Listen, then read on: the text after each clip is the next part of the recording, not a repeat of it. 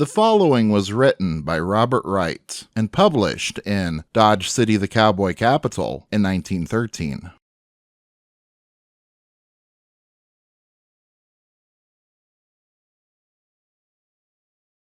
For a few of Dodge City's earliest years, the great herds of buffalo were the source from which sprung a large share of the business activity and prosperity of the place. As has been virtually stated, buffalo hunting was a regular vocation, and traffic in buffalo hides and meat a business of vast proportions. But after a time, the source of this business began to fail, and something to take its place was necessary if a gap were not to be left in Dodge City's industrial world. A substitute in the form of a new industry was not wanting, however, for immediately in the wake of the buffalo hunter came the cowboy, and following the buffalo came the longhorn steer. As the herds of the former receded and vanished, the herds of the latter advanced and multiplied, until countless numbers of buffaloes were wholly supplanted by countless numbers of cattle, and Dodge City was surrounded with new-fashioned herds in quite the old-fashioned way.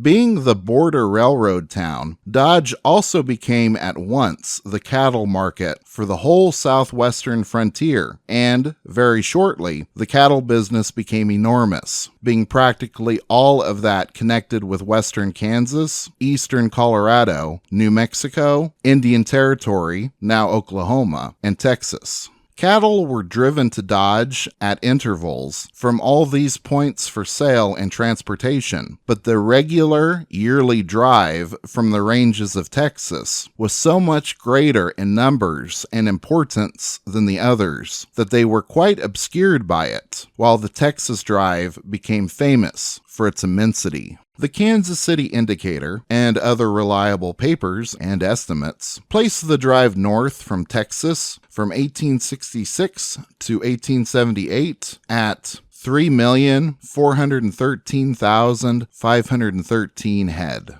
The San Antonio Express says of the enormous number, place a low average receipt of $7 per head, yet we have the great sum of $24,004,591. Not more than half of this vast amount of money finds its way back to the state, but much the larger portion is frittered away by the reckless owner and more reckless cowboy.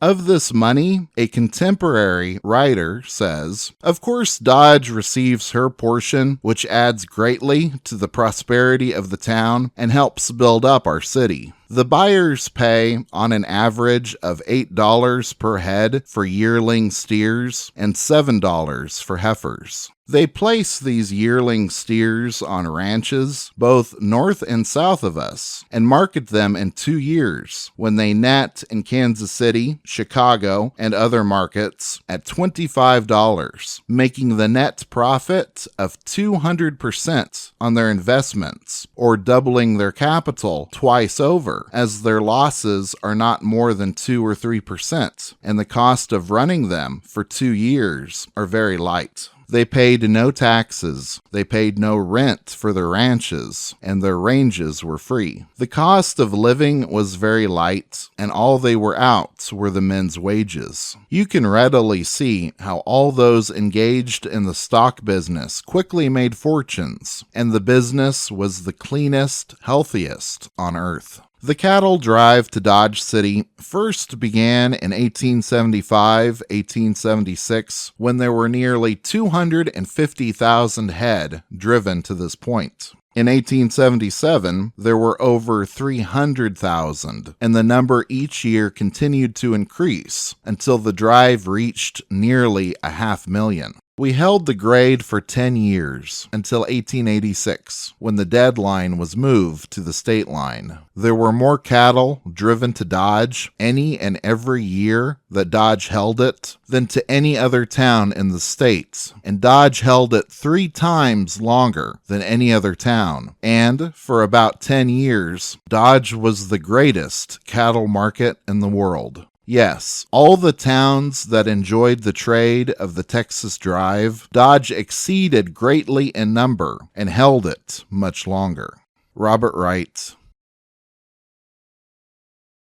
Even before the Civil War, Texas cattlemen had driven longhorn cattle north to be sold and transported to eastern markets. These early cattle drives were done on a small scale and ceased during the war. After the fighting had stopped, the cattle drives would resume on a much larger scale. Railroads were being built through the state of Kansas, and so Texas cowboys would go north to these railheads, and the famous Kansas cowtown was born. The famous cowtowns include Abilene, Ellsworth, Wichita, Dodge City, and Caldwell, but a number of smaller and lesser-known cowtowns emerged during the time period. Baxter Springs, Newton, Honeywell, Great Bend, Junction City, Hayes, and Ellis. The life of a Kansas cowtown depended upon its location and how long it took for quarantine laws to prohibit Texas longhorns being driven there. Longhorn cattle carried a disease known as Texas fever, which could be fatal to other cattle breeds, and quarantine laws were passed to try and stop this disease from spreading. Baxter Springs was the first cowtown in Kansas. Beginning in 1866, cowboys followed the Eastern Shawnee Trail to reach Baxter Springs.